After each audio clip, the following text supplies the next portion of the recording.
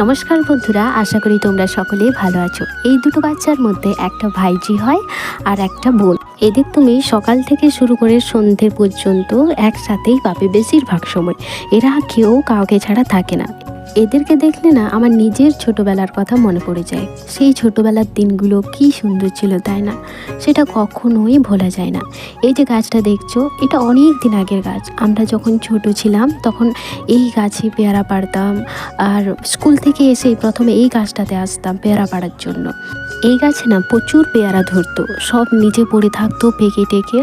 তো কি বলতো, এই গাছে পেয়ারা খুব একটা টেস্টি নয়। ছোটোবেলায় তখন কি আর এত কিছু বুঝতাম আমরা? আমাদের সুবিধা কি বলতো, এই গাছটা দেখতে পাচ্ছ এখন যেরকম আছে তখনও সেই রকমই ছিল। তো বাচ্চাদের ক্ষেত্রে কি বলতো, এটা ওঠার একটা বেশ সুবিধা, তাই না? তো আমরা উঠতাম, দোল খেতাম। পেয়ারা খাওয়ার থেকে আমাদের দোল খাওয়া, গাছে উঠে খেলার ঝোঁকটা বেশি ছিল। আমরা যতজন ছিলাম আমাদের ব্যাচে সবাই এই গাছটাতে উঠে খেলতাম। যাই হোক, এই যে আমরা কাঁচা পাকা সমস্ত রকমের পেয়ারা পেড়ে আমরা আবার বাড়ির দিকে যাচ্ছি। যদিও বা পেয়ারা গাছটা আমাদের খামারের কাছেই ছিল, আমাদের নয়, পাশের বাড়ির। আমরা যতগুলো পেয়ারা পেড়েছি সেগুলো এনাফ ছিল আমাদের তিনজনের জন্য। ছোটোবেলায় মনে পড়ে এই যে বাচ্চা মেয়েটা আঁচলে নিয়েছিল পেয়ারাগুলো, এইভাবে আমরাও নিতাম। প্রথমেই আমরা পেয়ারাগুলো ভালো মতো ধুয়ে নিই। এই যে বোনটা আমাকে হেল্প করছিল। তো দেখতে পাচ্ছ, ওরা আমাকে আগেই বলে দিয়েছিল আমরা লঙ্কা দিয়ে খাবো না, আমরা লবণ দিয়েই খাবো।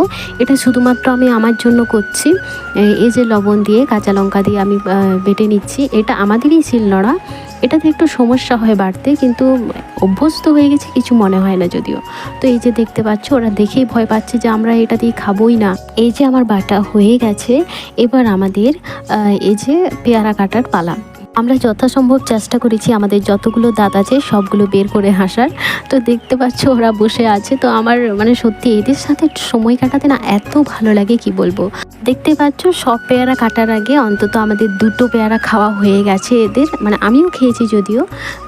তো এদের দেখতে পাচ্ছ খাচ্ছে, একটু পোজও দেওয়ার চেষ্টা করছিল। যাই হোক, আমরা এই যে কেটে নিই। ওরা যদিও বলছিল যে খুব বড় বড় কাটা হয়ে গেছে, তো আমি আর পরে ছোট করলাম না, বলছি তো অসুবিধা তো নেই। দিয়ে বলছে না না আমরা খেয়ে নেবো। তো ওদের আমি দেখো শুধুমাত্র লবণ দিয়ে ওদের মাখিয়ে দিয়েছি।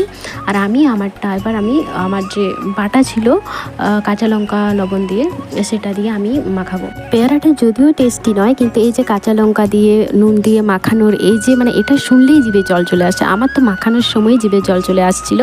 আর সত্যি কথা বলতে মাখানোর পর দারুণ লাগছিল খেতে। তো বন্ধুরা, এই ছিল আজকের ভিডিওটি ভালো লাগলে একটি লাইক দিয়ে যাও আর একটি কমেন্ট রেখে দিয়ে যাও, আর সাথে থাকার জন্য চ্যানেলটি সাবস্ক্রাইব